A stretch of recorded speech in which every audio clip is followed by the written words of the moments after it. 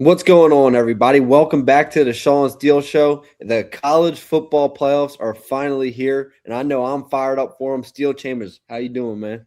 I've been waiting almost a year for this, man. I'm ready.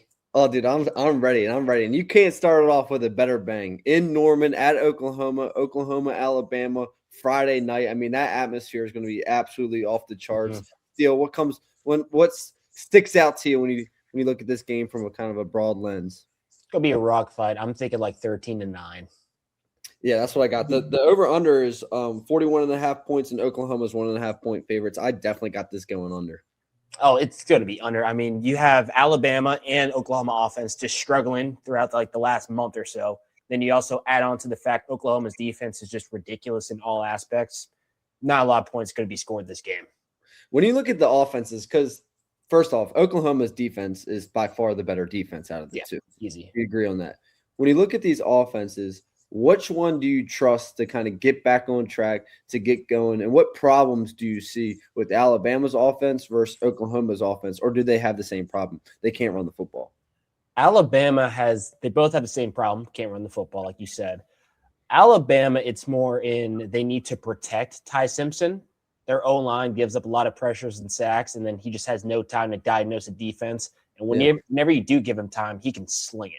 You've seen it. He has the weapons around him. As far as Oklahoma, they've given John Mateer a little more time. He still gets a decent amount of pressures, and he's kind of scrambling for his life at times. But even whenever he has the time to set his feet and throw, he just isn't making a lot of these throws.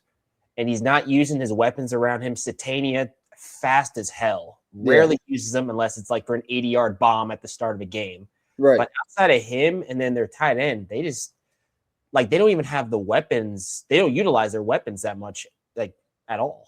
No, 100%. And when you look at the quarterbacks, Simpson against Mateer, I think Simpson's the better quarterback out of the two. I think you would say that.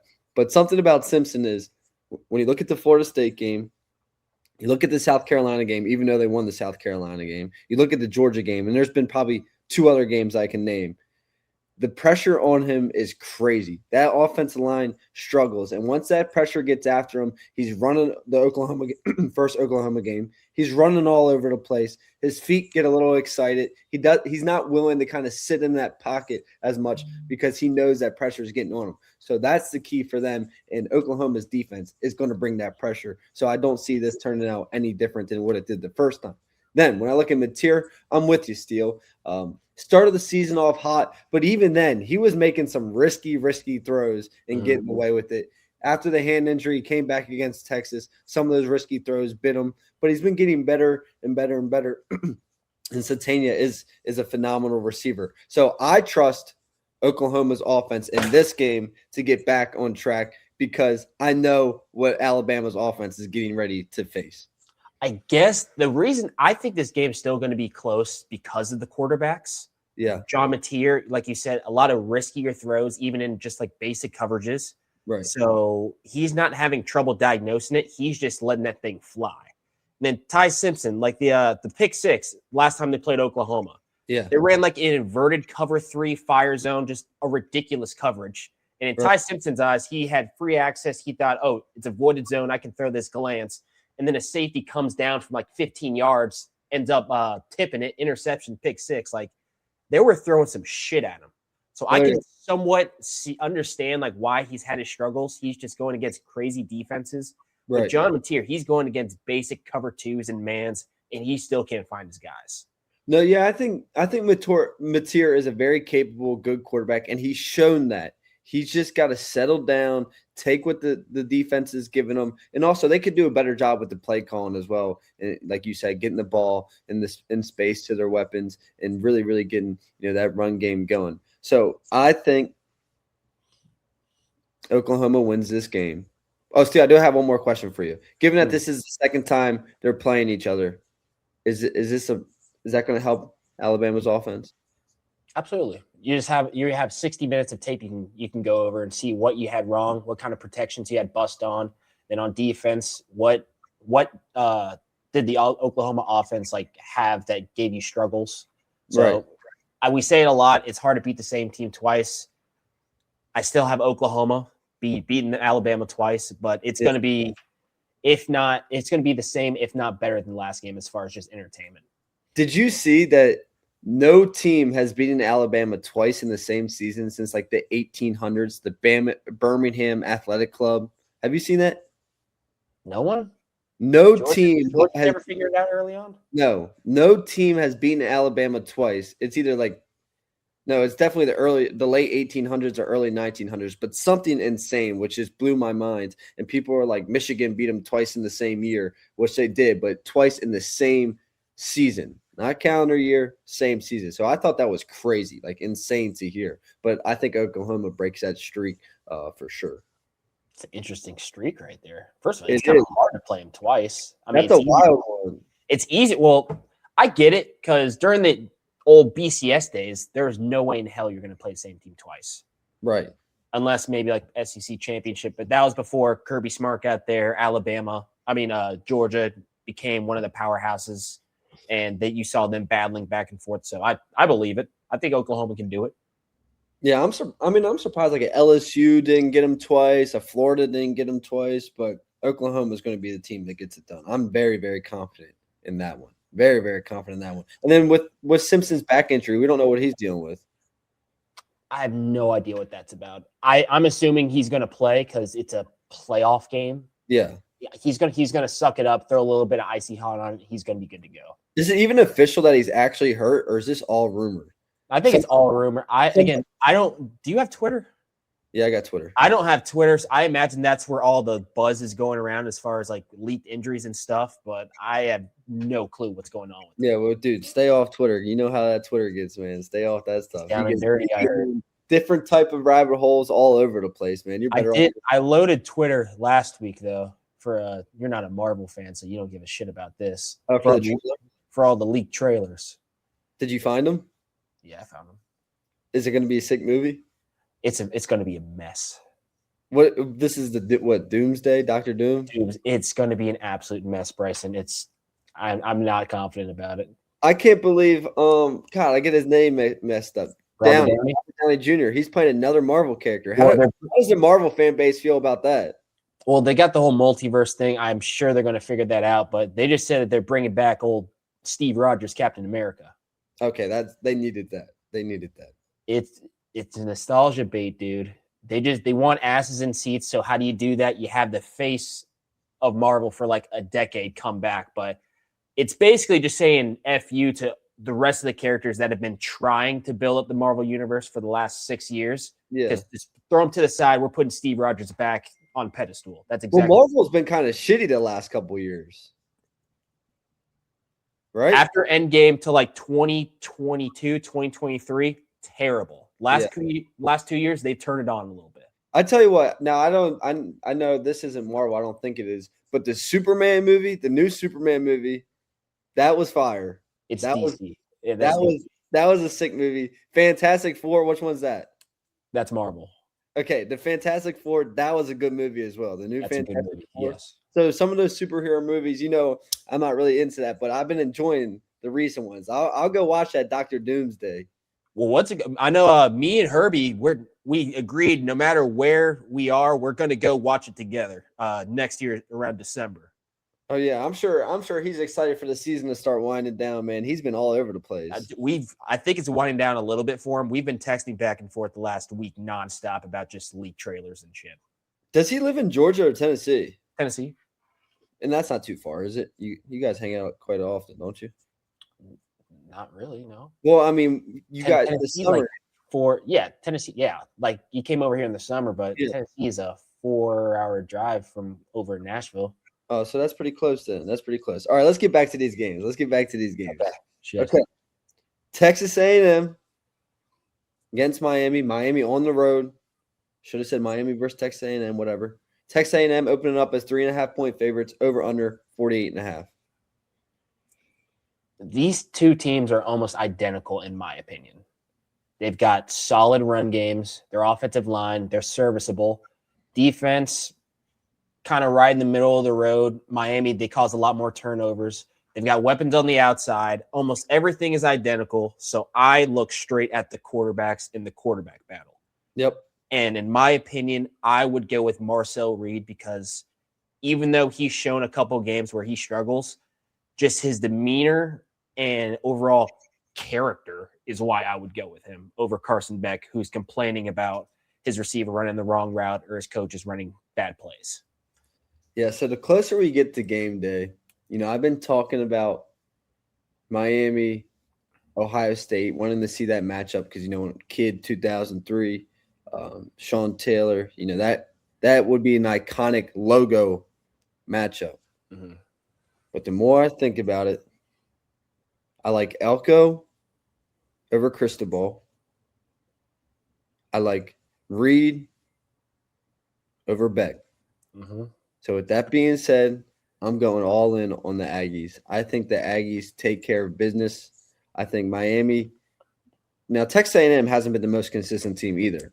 But Miami has been very, very inconsistent. Texas A&M is coming off a loss. Some of those losses can be fuel to the fire. I think A&M is a very balanced team. They're good on special teams. They're good in defense. They're good on offense. And I think they take it to Miami, bro. I think they take it to Miami. A lot of people in the public are jumping on the Miami train. Mm-hmm. Texas A&M, one of the craziest. You know Coach Wiley, right? Yeah, my strength coach. Well, he coached at Texas for a long time, and he says, and of course, all of his staff, like Caesar. I don't know if you met them. They coach under him at Texas as well. So they've been everywhere. Oklahoma, they went all over the place. They've been in the SEC. They've been in the Big Ten, Pac-12. They say that Texas A&M stadium is as hectic and loud as it gets. In a playoff game, there's no way A&M is losing. No one's really been talking about like home field advantage from these games, which is surprising. I mean, the 12th man, that's going to be hell. And also, I think this game is going to be really just telling about their culture and program in general.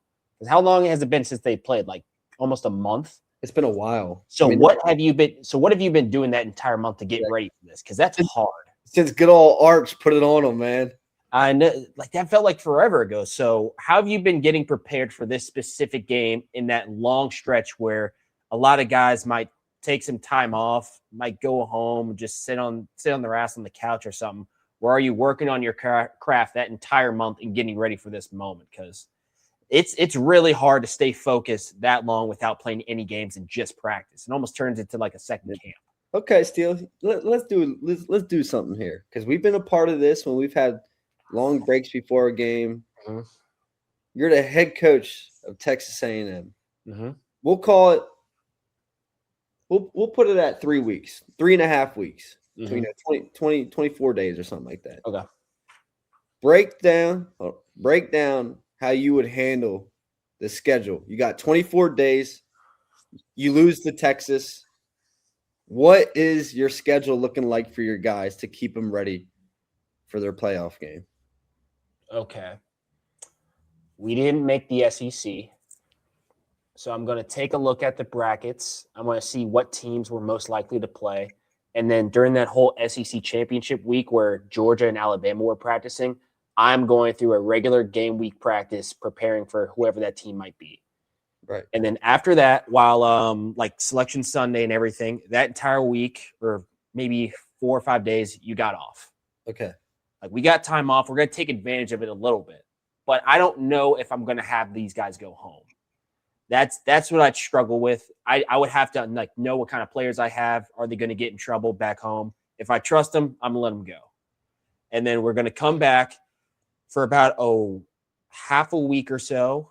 We're going to do a lot of walkthroughs, just working the game, understanding our opponent, because it's going to be someone out of our conference most likely that we've never really gotten to know well on the field. And then for a week and a half, we're going right back to the old schedule, just like a game week. And then we're rolling into this game a little more fresh with that 4 or 5 off day period.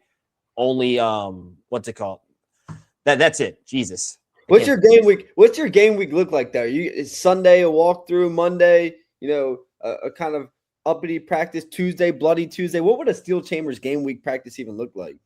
I would just copy Ohio State. I thought it was awesome. All right. Well, what was Ohio State's game week? All right. So Mondays, depending on if we had a bye week that last week, we might have an extra day on Monday. We likely will for a bowl game.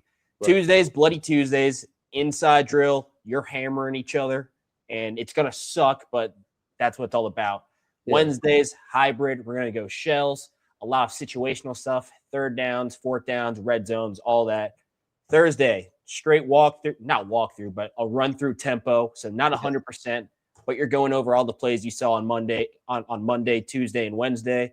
Friday, perfect Fridays. You're working the game, walk through tempo, no helmets or shoulder pads. You're just going out in your shoes, your nubbies. Saturday, game day.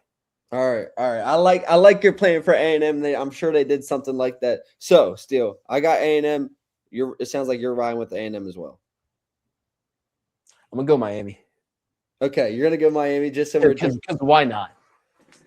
If Carson Beck balls out, are you gonna be on the Carson Beck bandwagon or what? No, because he'll fuck it up against Ohio State right away. Okay, we'll see. Man, he's got to be on his game for what? 4 straight games? 4 straight games. There's no way. Respectfully, there's no way. I'm flipping back again. I forgot Carson Beck was the Texas A&M. Well, he's a good listen. Beck's a good quarterback. He's a good quarterback, but he's just so. I know he's a good quarterback. He's just gotta be there mentally. We'll see. Penis. Let's find out. Let's find out what happens. Okay, let's move on. Steele, did you see before I move on? We're moving on to the group of 5 stuff. Did you see they made a rule change, but it's not really a big difference? What? Did you see No. that the conference champions are guaranteed a spot. So this year, if the rule going into effect next year was in effect this year, Duke would have got in over JMU. Why? I don't know. That's the only rule change for next year. If they're doing that, then they need to change like how they like get these conference champions like into the conference championship game. Right. So unless you want Duke, unless you think Duke should have gotten in, then I don't understand why you make that rule. No, I don't either. It doesn't. I mean, I was expecting because I saw the breaking rule change, and it was Duke would have been in. That wouldn't have been much better. I think JMU could run with Duke, if not beat Duke. But still, let's talk about these group of 5 games. Yep. We hit on them briefly, but let's hit on them again. JMU against Oregon, Tulane against Ole Miss. Tulane's a 17.5-point underdog. JMU's a 20.5-point underdog. If one of those 2 teams are going to make a push for a big-time upset, what do you think? It'd be Tulane. You've got tape on Ole Miss. You can use the whole narrative. They just lost their head coach, their leader in that locker room. They might be like all over the place, not a cohesive unit. I don't think any of those things are true. I think Ole Miss is going to go out there, play their brand of ball with Pete Golding at the helm. They're going to be perfectly fine. But if I had to choose which one, I guess Tulane. Okay. I can't believe that's prime time. Oh, dude, that's ridiculous. That's ridiculous. Were you the one telling me about TNT? Mm-hmm. You were the one telling me about that, right? Yeah, they sold those 2 games to TNT, and those 2 games are just absolute fart fest. I know. That is terrible. That is terrible. So if I had to pick, okay, real quick, because it's on my mind, and I got to get it off my chest, because this is a hot topic. Did you see Joe Klatt? About the March Madness? About the March Madness? He's right. Well, hold on. He's right, but he's also wrong. He's right, but he's also wrong. The reason I say he's right, but he's also wrong is because with college basketball, you are way more likely to see a small dog team upset a powerhouse. That is a fact. Yeah. In college football, it's just manpower. It is damn near impossible almost. Like way harder than that. But with that being said, March Madness is a sick fucking tournament. So I did not appreciate him saying it is a garbage tournament and not a champion. If you run the table in March Madness, that's a hell of a tournament to win. You deserve to be a national champion. He said it was garbage. I don't remember. He said it was garbage. He said it was the stupidest tournament ever, and it's an illegitimate champion. I do think it's ridiculous that the best team rarely wins that. And you see how the NBA does it with they have a series where it's 5-7 game series. In theory, that would be awesome because then you're going to have the best team win it, which I think should be the ultimate goal for any organization. But that you can't have, God, what is it, like eight series like back to back? You can't do that. Yeah, that'd be insane. If it was able to happen, I would be all on board for that, like a 3-game series. Right. I do enjoy Cinderellas. That is awesome. That's what makes March Madness March Madness. Right. But I see where he's coming from as far as if you want like the best teams should win it, and they just don't because that was his point. Yeah, the way basketball works and just how a single player can take control of a game. It's Damn, you almost made me on board. You did a nice job clearing that all up for me, but I'm still not jumping on it. I love March Madness. I think it's the best. I love it too. You can love things that don't like make sense and are a little funky. Do you remember what was the school that Cody signed? It was Cody, right? It was like near in his backyard or something. We kicked him out the house because he spoiled it whenever he spoiled it because he was watching it on his phone and he spoiled a game winner. St. Francis? No, was it like old Robert? I don't even know, dude. Or Oral Roberts. Was it that one he spoiled? I think so. It was bad though. That was bad. What was it? It was like 10 or 12 guys all in our living room watching the game. Yeah. Time's clicking down. There's like 10 or 15 seconds left, and then his dumbass just goes crazy. Telling us who won. And that was. Didn't you make him do a presentation to apologize? Yeah, he had a Google Slides presentation in order to come back in the house. That was so funny. Oh my god, that was love Cody, but my god, I wanted to punch him right in the jejunum. Oh, we were all pissed off. Okay, back to the group of five. I think JMU has a chance to run close with Oregon. What are you basing that off of? I'm basing that off of one player, Wayne Knight, the running back, Wayne Knight. I hit on this in the last show, but I am. And two, I'm basing it off of another factor, which I hit on. Like I keep saying, I love Dan Lanning. I think he's one of the best coaches in the country. But there's something about the type of player up at Oregon that I cannot trust. There's something about the type of player up at Oregon that I cannot trust. So I think JMU, my lock of the first round is JMU covering the 20-point spread. I think they lose 31 to 17, 31 to 13, still covering, lose by like 18 or something like that. JMU covers that spread against Oregon.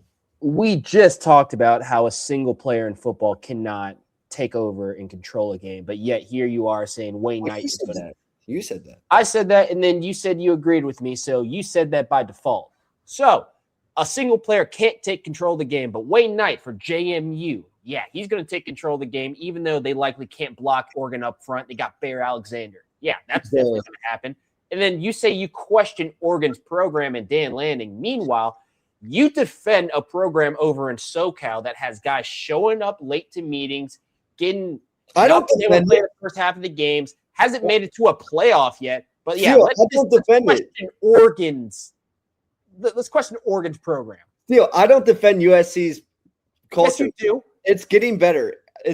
I'll call them out. Being late, and they do a lot of shit that shouldn't fly, but they've been getting better. That's been my point with USC. I've never said their culture is golden, but I have said they're getting better. They're getting better, and they're getting playoffs. Have you gone to? Well, we should have went to the playoffs, and we should have left your ass home on the couch. But okay. What was that? 3 years ago? It was 3 years ago. Have you gotten closer or farther? This year they were close. If they beat Oregon, the year you're talking about, you're 1 game away.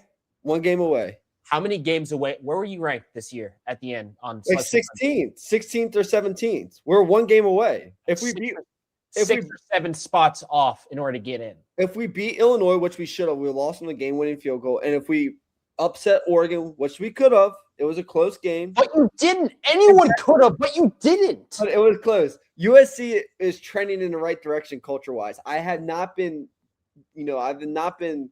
defending them, but I am saying the truth. They are trending the right way. Oregon, Dan Lanning. When you say question Dan Lanning, it does hurt my heart because it does sound like that. But really, I love Dan Lanning, so I shouldn't be questioning his program. I have ultimate faith in him. But there's just something about the type of player they got up there. But let's find out. All right, dude. Let's find out. And then with Tulane, my thought on Ole Miss is I can see Ole Miss being a real problem running the table. I can see Ole Miss in a world where Ole Miss runs the table. All the way to the championship? If they were in the top side of the bracket, yes. But I will say this, Steele. The closer we get to the college football playoffs, I am really, really starting to think Texas Tech has something. They're a good defense. I'm really starting to think Texas Tech could go all the way. The closer we get, I'm like Oregon's gonna beat JMU, Oregon's gonna beat Texas Tech. But for some reason, the closer I get, and I was just talking to Quentin Joyner, running back over there, he torn ACL, so he's out. And it just seems like they're a very close group. Texas Tech, I'm starting to really like Texas Tech. So I mean, there's nothing to do in Lubbock, Texas. Those guys are probably that's what he's saying out there. That's what he's saying. He's close. They're very close. Those two linebackers make plays. So I don't know. Ole Miss, I don't think they can beat Georgia. And I was going to say if Ole Miss was in the top side of the bracket, maybe, but I don't think they're going to beat Texas Tech, or they could beat Texas Tech, and I don't think they could beat Indiana. I think they could beat Oregon, though. It's going to be interesting. The top side of the bracket to me is not wide open. We're not giving enough respect to Indiana. They're the number one team in the nation. Yeah. It's just, in my opinion, easier based on the teams there. So you're not having to go through as much shit in order to get to that national championship up there compared to down here in the slums with Ohio State, Miami, Georgia, and Texas A&M. Still, are we wrong to not be totally jumping on the Indiana bandwagon? Because I'm not. I'm not 100%. I'm not sold that they, I could see them getting, I guess it would technically be second round, but first round for them. I can see them getting bounced right away. Anyone can really get bounced right away unless you're playing a G5 team. Everyone's got a chance. But like for the Ohio State game, you changed 3 or 4 plays in the red zone in that fourth quarter. It could have possibly been like a 2-score game. And we agree, Steele. I said 6 out of 10, but I think Ohio State would have won that matchup 7 out of 10 times. Yeah. And I don't think that's me being biased. It was the first time they went against that defense that was going absolutely crazy, dropping DNs and nose guards and everything, bringing pressures. Yeah. Julian Saint has never seen anything like that in his life. I mean, still, they ran a coverage when they got the interception that you and I couldn't really decipher what exactly it was. I've decided it was a Tampa 2 dropping the safety down, so he didn't have to run with anyone. With speed. I mean, but how about doing that with a press corner? A press corner that bails to the deep half is ridiculous. I don't think I've ever seen that. That's the reason why I thought it was cover 3, because I get it if you're just going to your third, but you got an entire deep half. What if they run an over route? That's you. I know, dude. I know. That was some balls. That was third down, right? Yeah, it was like 3rd and 7. So I guess they were just banking, some. I mean, Ohio State does like to run OTBs a lot, so probably guessing there wasn't going to be anything deep over there. Yeah, what's an OTB mean for our casual listeners? Over the ball route. Okay. Let's say the quarterback's right here in the pocket. A guy's going to come in on 3rd down. He's going to settle a yard behind the sticks, zing it in there, first down. Okay. Well, man, oh man. I tell you what, I'm going to be sad when this college football season's over. I don't know what I'm going to do. We're going to bounce to NFL playoffs, right? Yeah. Okay, good. All right. So, Steele, I got a question for you. My next question is, last year, we saw getting that first round bye not be the best thing. First round bye team didn't do too well. They didn't win no national championship or anything. Oregon got beat by 50 or whatever it was. I mean, that was one of the biggest ass whoopings I've seen in a long time. Yeah. What's the deal with the top 4 seed, man? I'm not going to get too worried about that. It's a really small sample size with only having a year of doing it. And last year, that was just a bunch of guinea pigs went through forward, not really knowing how to deal with that time off. Yeah. So I imagine all these coaches, I feel like they communicate with one another, even though they're all at odds. How are you dealing with this time off, this entire month how am I getting my players ready, but also making sure they're fresh, because you don't want to come into one of these games and not be fresh after a month. That does not feel good.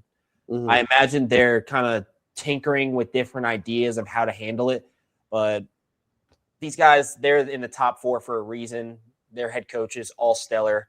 So they're going to come up with a way to really utilize this time right and not go in to one of these games and get blown out like Oregon did last year. No, 1,000%. And kind of staying on the Indiana train here. I would say I'd typically be worried because this team is experiencing newfound success. They won the Big Ten championship for the first time ever. Mm-hmm. They win. Mendoza wins the Heisman. Most of the boys are up supporting him. Mendoza's doing this ad. He's doing that ad. He's doing this commercial. I mean, it's like been a big celebration for 2 weeks now. I'm not worried about it because of Signetti. Signetti and Mendoza is the guy. Like, okay, let's get back on track. Mendoza. I mean, is that not the perfect pair? It is. It's two guys with a touch of the tism or something, respectfully. Okay, no, one's tism, one's more Asperger's. Okay, who's who? Mendoza is more Asperger's. He's cerebral as hell. Oh my God! This is all complex. The dude's smart as hell. I got a alert on my LinkedIn. He posted whenever he got the Heisman. About him winning the Heisman Trophy? Yeah, I mean, he had internships out the wazoo whenever he was over at Cal. And then you pair that with just whatever Signetti is up top. I don't even know what to call that. You pair that together, and you've got yourself a beautiful pair. Oh, my God. I mean, you talk about perfect alignment. Nick Saban talks about you need perfect alignment to win championships. Maybe Indiana is for real. Maybe I need to jump on that train and stop doubting them. They're the number 1 team in the nation, so. They're the number 1 team in the nation. The only undefeated. Can they finish it off and beat – when was the last time there was an undefeated champion? Michigan. And, dude, that would be like 16-0. 16-0 national champion. That'd be insane. I know. That's some. And then just add to the fact it would be Indiana of all teams. I know that would be insane. I don't see it happening. I don't see it. I'm not jumping on the train. Go back to 5 years ago, whenever we were at Ohio State, beating up on poor Indiana over in Bloomington. Someone comes from the future and says, "Hey, this team right here in 5 years, they're going to be an undefeated national champion." We would have thought they were smoking crack out back. What was the lower tier Big Ten team that that really gave us some problems? I guess Purdue. I know Purdue beat us in 1 year. Yeah. Northwestern. Yeah. Northwestern always played I hated playing at Northwestern next to that lake. You said I didn't travel that game our freshman year. You said that was like the coldest game ever. Sucked. It was terrible. It's just annoying because it's 40 degrees or so, not crazy, but then we're right on the river or the lake, whatever it was. Yeah. And it's just constant wind blowing. And it's probably like 10 degrees, it feels like. Yeah, fuck that. And then like a constant like spit in your face. Like you're always moist. Hated it. Oh my gosh, Steele, there's something actually wrong with you sometimes. All right, man. I got nothing else. I don't want to stop the show. I'm enjoying it too much. But do you have anything else? I don't have anything else. So you forgot, huh? No, I didn't forget. I got my list right here. All right, let's go. Let's roll. Do you have a list? Do you have an idea? I have an idea. Let's go. Okay, cool. I'll let you go first. All right, so we'll first introduce it so people remember. All right, well, it's almost the end of the year, so we might as well list our top 10 sporting events of 2025. And there's a lot of them. Bryce, I'll let you kick it off. If you want, you could throw in an honorable mention or two. All right. So the first one I'll go with, I'll start off nice and easy. Being out in LA, I know you're going to agree with me. The Dodgers winning the World Series. That's got to be up there towards number 1. Well, so is it 1 or not? You're going 1 down? No, I'm not doing it. Does it have to be in order? I mean, I'm not prepared for order. You can give me your order. I'm not prepared for that. All right. Okay. Let me give you my order, and then let's just see if you agree with me. All right. I'm going to start off with a couple honorable mentions. These are going to be all over the place. So we're going to start off. Personal favorite of mine, Texas and Arizona State playing in the Peach Bowl. Absolutely dominant. Everyone knew who Cam Skadaboo was, but this was a coming out party for him.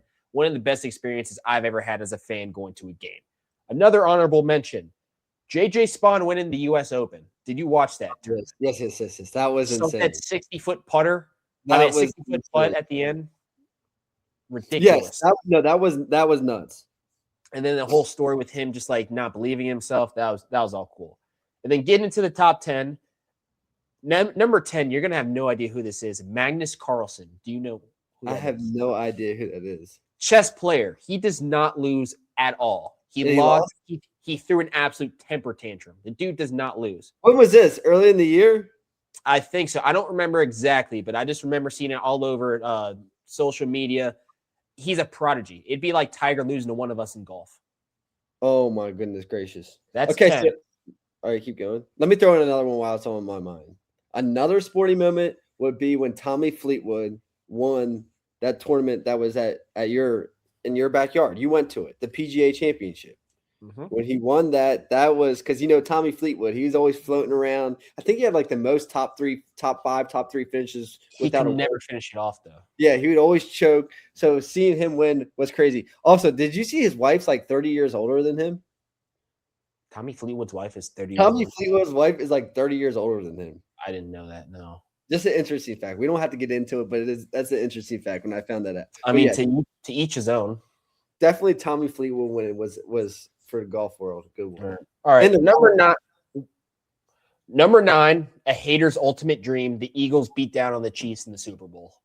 That was great. Absolutely sick of the whole Kelsey Taylor Swift drama, always showing her on the screen. I enjoyed seeing the Eagles absolutely put bell to ass against them. Fantastic. Number 8, the Jack Sawyer scoop and score against Texas. Oh, that was great, especially since it was on Quinn Ewers. On Quinn Ewers, his former roommate. I will never forget where I was whenever that happened. I was elated. Where were you? At one of my buddies' houses. Oh, gosh. It was awesome. Number 7, Ovechkin. Finally conquering the great one and setting the new goals record in hockey. Oh, yeah, that was sick. I remember exactly where I was. That was early on the West Coast. That was a hammer shot, too. Perfect fashion for Ovechkin. Perfect. And I mean, and first of all, like Gretzky's a god. Like, even though like he got this, no one is ever going to argue that he's still not the greatest. Oh, 100%. I've never seen like the hockey community, the way they view him. It's like he's literally Jesus Christ. Unreal. The great one.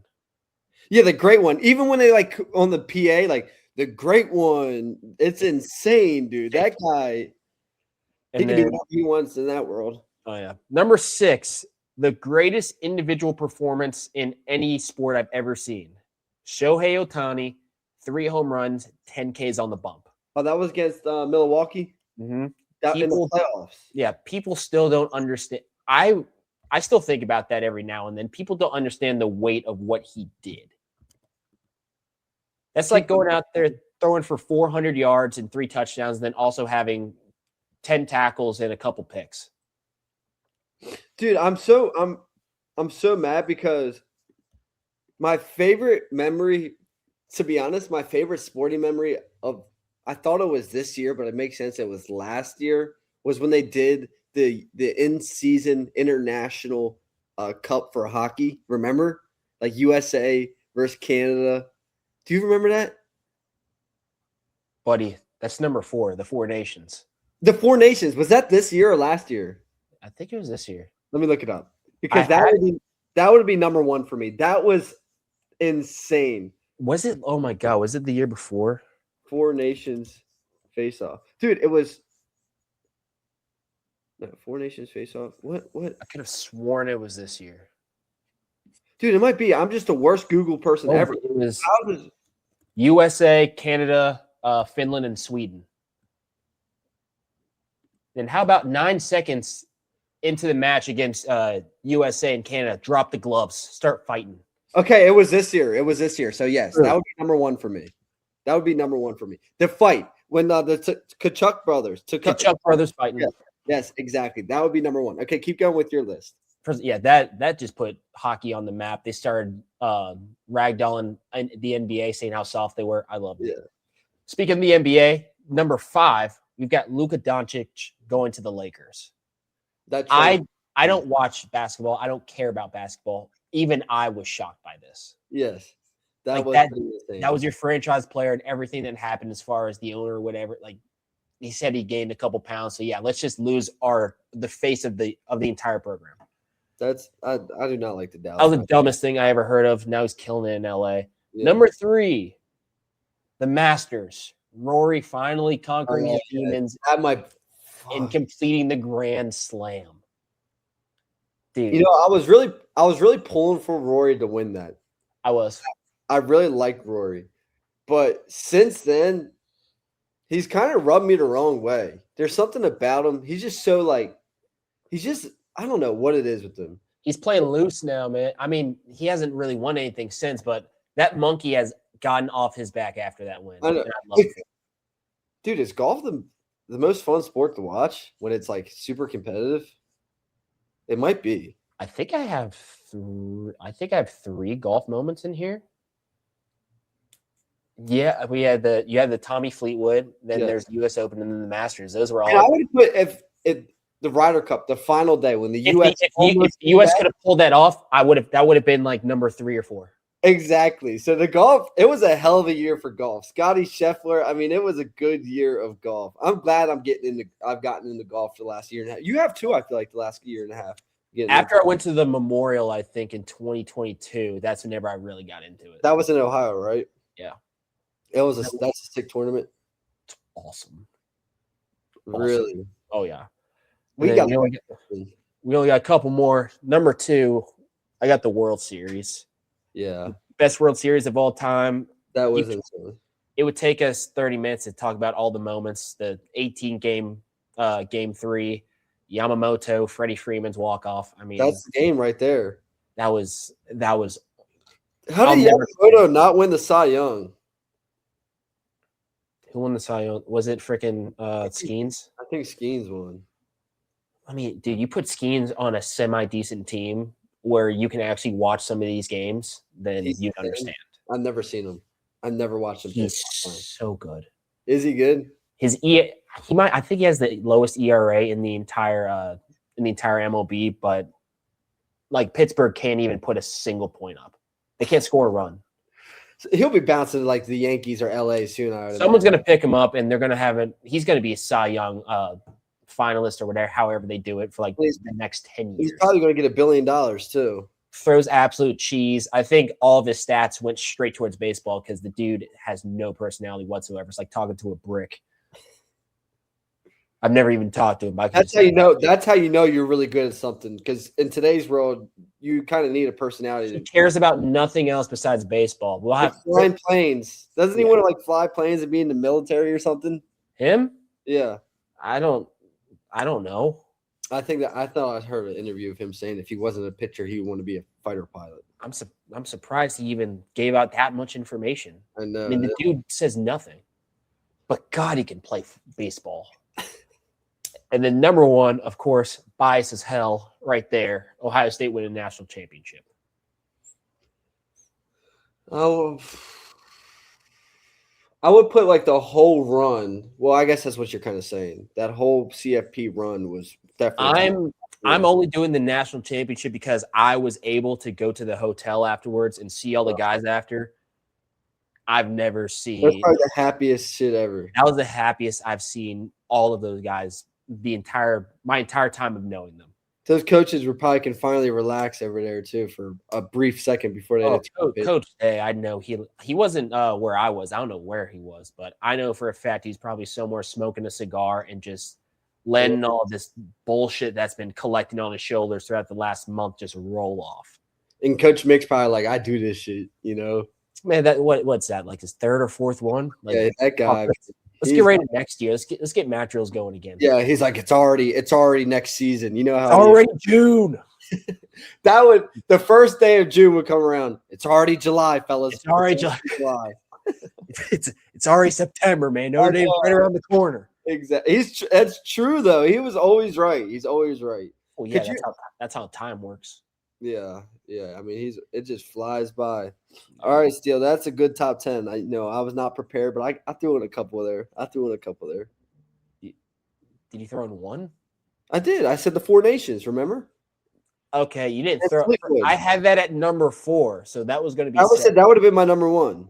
I can't blame the Four Nations with one The of the Four Nations, dude. I went to like 5 Kings games after that. I was watching hockey, and then Ovechkin broke the thing. Like that hockey season was probably the best hockey season they've had in a long time. I need to get back on it because whenever I heard that Ovechkin was close to breaking it, I started watching a couple of the games, and then of course the Four Nations. I watched almost all that whenever I think you texted me about how it's going on. Yeah, but I need to start just watching some regular season. I'm sure there's some UFC fights I'm missing. Let me get a look at some UFC fights.